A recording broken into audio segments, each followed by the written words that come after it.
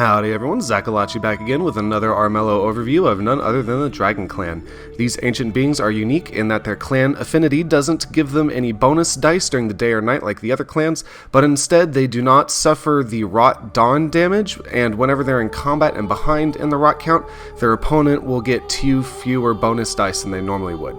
Like during the combat setup, it shows them getting the rot dice and then 2 are taken away from the clan affinity. Currently, the Discipline Amulet does nothing for the dragons since their affinity doesn't add any dice, but that's a small price to pay since this allows the dragons to play rot cards a lot easier than the other clans since they won't be debuffed all game losing health, and they have other tools to help them get corrupted quickly. They can still go for any victory condition, including Spirit Stone, but obviously lend themselves most towards rotten games. As always, going over the jewelry first, their default ring is sulfur, letting the dragon ignore swamp damage. For something so simple, this ring can have a big impact on a game. Like the Wolves Celestite ring, sulfur can open paths that others wouldn't normally be able to take as easily, allowing you to stay flexible throughout a game.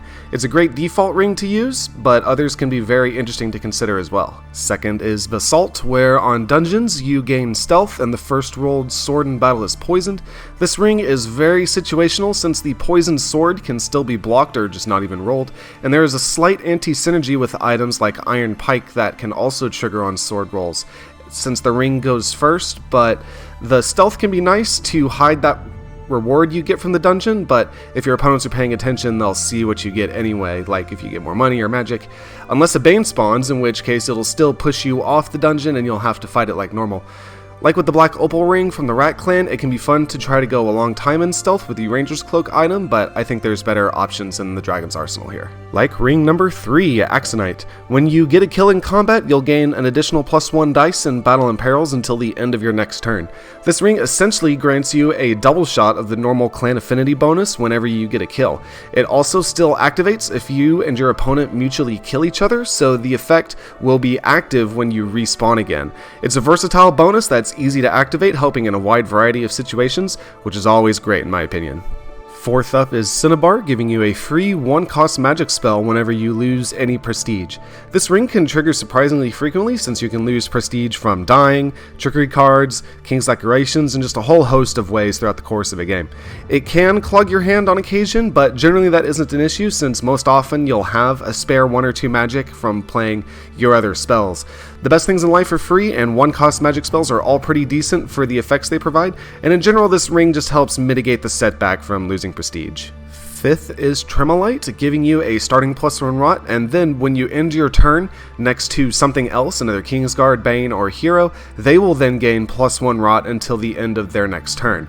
This can allow you to snowball a rot lead harder against your opponents and give you a bonus die when fighting them, or against a Kingsguard when you can get it to activate on them and they have to fight you when you're wanted or something, or you can use this to take 1 health off of someone if they're a Spirit Walker with 4 Spirit Stones.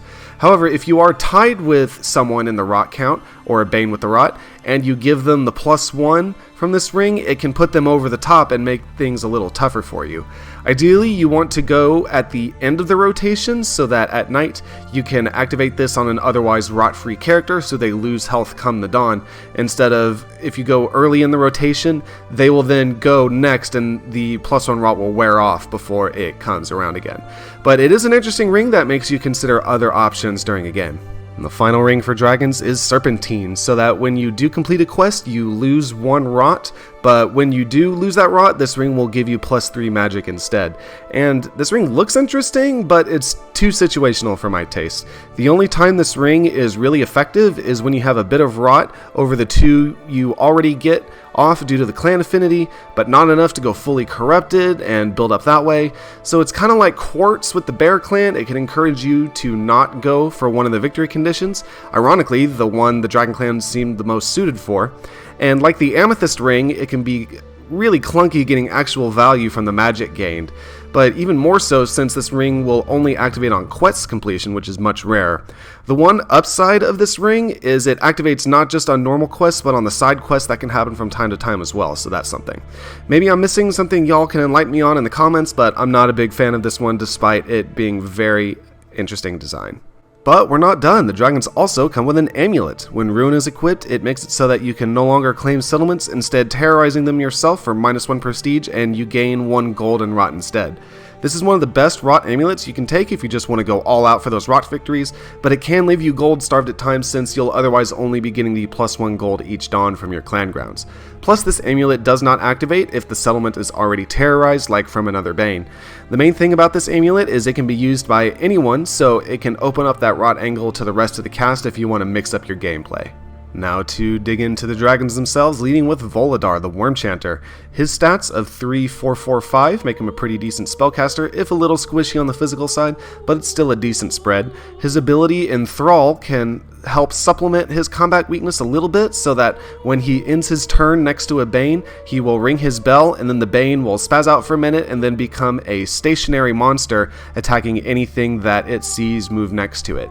Banes aren't that strong though, since they never have any gear, but it can still be a deterrent sometimes for other non-combative characters or other people who have a couple points of rot and don't want to risk dying to a souped up Bane that way. Most of the time as the game progresses, however, the Bane will still just attack and then die, giving the target +1 prestige. It's a pretty situational ability, but Voldar himself is still a decent character.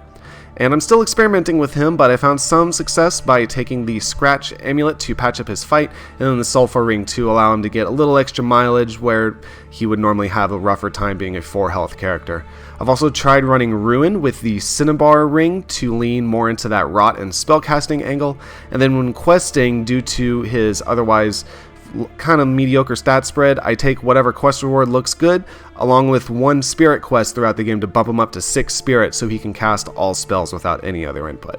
Second is Agnya, the Revenant. This towering tortoise has the same starting stats as Brune with 4, 6, 3, 3, which is fitting for her design, but the 3 wits, as I've mentioned before, can limit your card options. Her ability Consecrate is seriously solid as well, where after she kills something in battle, she will gain +1 health at the start of her next 2 turns. Healing items don't always come when you need them to or want them to, like right after winning a close combat, but this ability can be a godsend in those times. It can help you keep topped off if you're partially damaged, and dying less in games is usually a good thing. I think the most consistent set on Agnya is with the Think Amulet to patch up her wits to 4, and the Axonite ring to synergize the most with those combat kills. The extra die and health gain together make it a game of maintaining momentum, and it can be difficult for your opponents to stop you once you get rolling with a decent kit. I typically take all fights and whisk quests, unless there's something juicy on a body quest to go for the extra bulk there. Agnya is the definition of a tank and is one of my favorite characters in Armello. Next is Oksana, the Sentinel. Not only is she a great fighter, but if you read the Dragon Clan novella, you'll find out how she got that badass scar on her neck. Her starting stats of 5, 5, 4, 2 are the best you could ask for in a fighter, just solid through and through. And that fiery whip isn't just for show, since when she attacks another hero, her ability Flagellant will rip a spell from their hand and lock in its symbol to your side of the combat screen and get an extra explode pool equal to the magic's cost. With 2 spirit, normally you would have a pretty tiny explode pool if you don't have other items equipped or play like a devious ruse to yourself, but Oksana has less of a problem making the most out of her exploding dice when attacking with her ability, since you can also deny a crucial card from your opponent that they would rather hold on to, like a timely teleport or banish. Most characters dip into the spell deck throughout the game, so you can usually get some value out of this ability pretty easily. I'm currently running a fun but also fairly strong set of Intimidate with the Tremolite ring, both of these activating together for the -2 fight and the +1 rot when you end your turn next to something. Together they will usually be at a disadvantage if whoever you end next to tries to fight you back, and if you end your turn in the palace, they can also affect the king, making the fight more in your favor that way. I've also found good value running Ruin with Cinnabar, like with Voldar, since you're normally not dipping into the spell deck a lot with only 2 spirit to start out with, and she can cast those 1-cost spells fairly free. But really, you can run pretty much anything on Oksana and find some success. Finally is Nazar, the Worm's Will. This trickster has a unique stat spread of straight 4s across the board, and while 4-body can feel frail at times, like I've mentioned before, everything else is fairly decent. Deceiver is one of the most unique abilities in the game, where after Nazar finishes drawing cards each turn, he will then get a unique illusion card to his hand that he can play to an adjacent tile to spawn a duplicate of himself. This card can be stolen from perils like Wandering Circus, which I personally haven't seen happen yet, and since the Deceiver ability specifically states his ability to send the illusion illusion to another tile. I'm not sure if another character who plays the illusion card will still send a duplicate out, so more experimentation is needed there from me.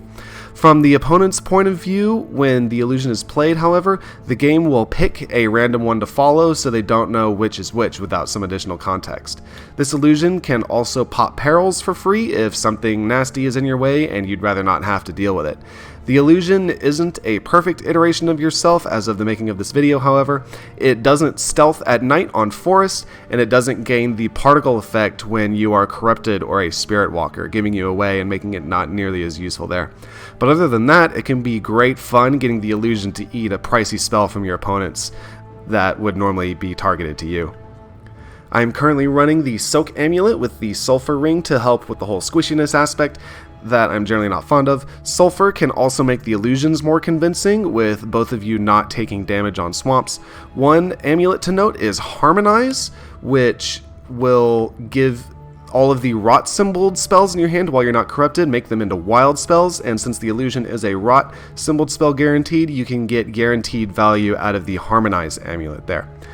When questing with Nazar, I will typically aim for just whatever looks good and often finish with an even stat spread of, if I'm not taking Soak, just 5s across the board, or one of them will be 6 if I am taking Soak.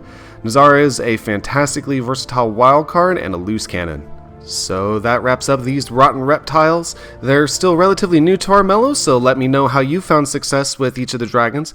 Like and subscribe for more of this type of content, and I hope y'all have a great rest of your day. Until next time.